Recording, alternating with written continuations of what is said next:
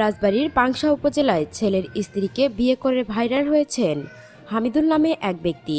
পরে পারিবারিক অশান্তি ও সমাজে অপমানিত হয়ে গলায় দড়ি পেঁচিয়ে আত্মহত্যা করেছে বলে জানা গেছে।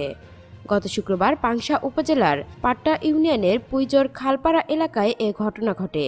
তবে শনিবার বিষয়টি জানাজানি হয়। নিহতের পারিবারিক সূত্র থেকে জানা গেছে, গত 2 বছর আগে হামিদুলের ছেলে নয়নের সঙ্গে বালিয়াকান্দি রামদিয়া রাম মল্লিকা গ্রামের কাশিম মণ্ডলের মেয়ে জাহানারার পারিবারিকভাবে বিয়ে হয়। বিয়ের 1.5 বছরের মাথায় তাদের একটি ছেলে সন্তান হয়।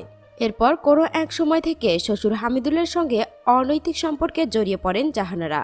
বিষয়টা জানাজানি হলে পারিবারিকভাবে সমাধানের চেষ্টা চলে।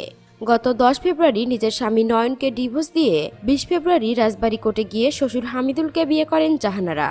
এ খবর জানাজানি হলে সংসারে শুরু হয় অশান্তি। গত 24 ফেব্রুয়ারি রাত 11টার দিকে হামিদুল নিজ ঘরের আড়ার সঙ্গে রশি পেঁচিয়ে আত্মহত্যা করে। বিষয়টা বুঝতে পেরে জাহানারা নিজেও গলায় রশি পেঁচিয়ে আত্মহত্যার চেষ্টা চালায়। তবে তিনি তার চেষ্টায় সফল হতে পারেনি। লোকলজ্জা ও পারিবারিক কলহের জেরে হামিদুল আত্মহত্যা করতে পারে বলে মনে করেন এলাকাবাসী।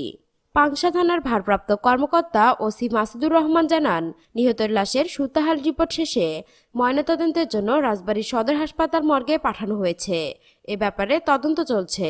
পরবর্তী আইনি কার্যক্রম চলমান রয়েছে বলে জানান ওসি।